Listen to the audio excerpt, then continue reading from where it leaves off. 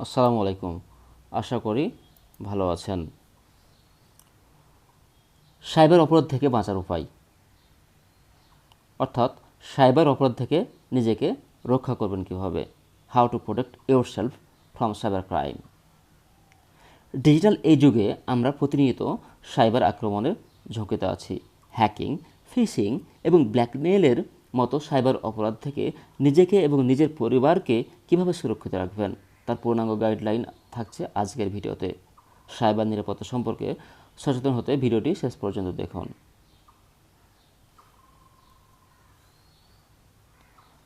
আপনার স্মার্টফোন বা কম্পিউটারে আসা একটি ছোট মেসেজ কিংবা একটি লিঙ্কে ক্লিক করার মাধ্যমে আপনার সারা জীবন সঞ্চয় বা ব্যক্তিগত গোপনীয় তথ্য কি মুহূর্তে অন্যের হাতে চলে যেতে পারে? উত্তর হচ্ছে হ্যাঁ। বর্তমান সময়ে চুরি বা ডাকাতির চেয়েও ভয়ঙ্কর হয়ে দাঁড়িয়েছে সাইবার অপরাধ। কিন্তু চিন্তার কিছু নেই, সচেতনতাই এই অপরাধের সবচেয়ে বড় প্রতিষেধক। আজকের ভিডিওতে আমরা জানব কিভাবে আপনি সাইবার অপরাধ থেকে নিজেকে 100% সুরক্ষিত রাখতে পারবেন।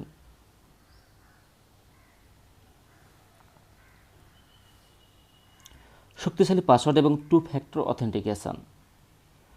শুরুতেই আপনার ডিজিটাল দরজায় শক্তিশালী তালা লাগাতে হবে। আপনার সব অ্যাকাউন্টে অন্তত 12 সংখ্যার পাসওয়ার্ড ব্যবহার করুন, যেখানে অক্ষর, সংখ্যা এবং চিহ্নের মিশ্রণ থাকবে। আর অবশ্যই টু ফ্যাক্টর অথেন্টিকেশন চালু করুন। এতে হ্যাকার আপনার পাসওয়ার্ড জেনে গেলেও আপনার মোবাইলে আসা কোড ছাড়া লগ ইন করতে পারবে না।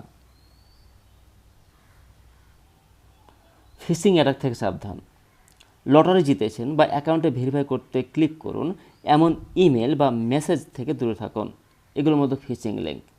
কোন লিঙ্কে ক্লিক করার আগে ডোমেইন নেম ভালো করে চেক করুন। মনে রাখবেন, ব্যাংক বা বড় কোনো প্রতিষ্ঠান মেসেজে কখনো আপনার পাসওয়ার্ড বা পিন কোড চাইবে না। ফিশিং লিঙ্ক এর ডোমেইন চেক করার জন্য আপনারা গুগলের ভাইরাস টোটাল ওয়েবসাইটটি ব্যবহার করতে পারেন।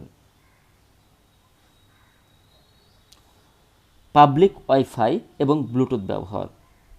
ফ্রি ওয়াইফাই ব্যবহার করে কখনো আপনার ব্যাংক ট্রানজ্যাকশান বা সেন্সিটিভ কোনো অ্যাকাউন্টে লগ ইন করবেন না। পাবলিক নেটওয়ার্ক ব্যবহার করে হ্যাকাররা খুব সহজে আপনার ডেটা চুরি করতে পারে। খুব প্রয়োজনে ভিপিএন ব্যবহার করুন, ভার্চুয়াল প্রাইভেট নেটওয়ার্ক ব্যবহার করতে পারবেন। সোশ্যাল ইঞ্জিনিয়ারিং ও ব্যক্তিগত তথ্য শেয়ার।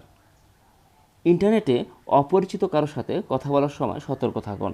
অনেক সময় অপরাধীরা বন্ধু সেজে আপনার কাছ থেকে ব্যক্তিগত তথ্য আদায় করে। ফেসবুকে নিজের ফোন নম্বর, বাসার ঠিকানা বা ভ্রমণের লাইভ লোকেশন শেয়ার করা থেকে বিরত থাকুন। সফটওয়্যার এবং অ্যাপস আপডেট। আপনার ফোনের অ্যাপ এবং অপারেটিং সিস্টেম নিয়মিত আপডেট রাখুন। এই আপডেটগুলো শুধু নতুন ফিচার আনে না, বরং আগের সিকিউরিটি দুর্বলতাও ঠিক করে দেয়।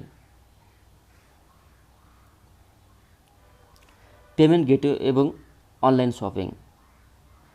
অনলাইনে কেনাকাটার সময় শুধুমাত্র বিশ্বস্ত এবং HTTPS যুক্ত সাইট ব্যবহার করুন। পেমেন্ট করার সময় ডেবিট কার্ডের চেয়ে ক্রেডিট কার্ড বা ওয়ান টাইম ভার্চুয়াল কার্ড ব্যবহার করা বেশি নিরাপদ। আক্রান্ত হলে করণীয়। যদি আপনি কোনোভাবে সাইবার অপরাধের শিকার হয়েই যান, তবে ভয় পাবেন না। দ্রুত আপনার সব পাসওয়ার্ড পরিবর্তন করুন, ব্যাংক কার্ড ব্লক করুন এবং প্রমাণ হিসেবে স্ক্রিনশট রাখুন। বাংলাদেশে সাইবার অপরাধের অভিযোগে সরাসরি 999 এ কল করতে পারেন, অথবা পুলিশের সাইবার সাপোর্ট ফর উইমেন যদি প্রযোজ্য হয়, বা সিআইডির সাইবার সেন্টারে যোগাযোগ করতে পারেন। সাইবার অপরাধীরা প্রতিনিয়ত তাদের কৌশল বদলাচ্ছে, তাই আপনাকেও হতে হবে সব সময় এক ধাপ এগিয়ে।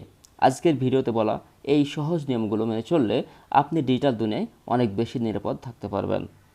ভিডিওটি যদি আপনার সামান্যতম উপকারে আসে, তবে লাইক দিতে ভুলবেন না। আপনার পরিচিত মানুষদের সচেতন করতে ভিডিওটি শেয়ার করুন।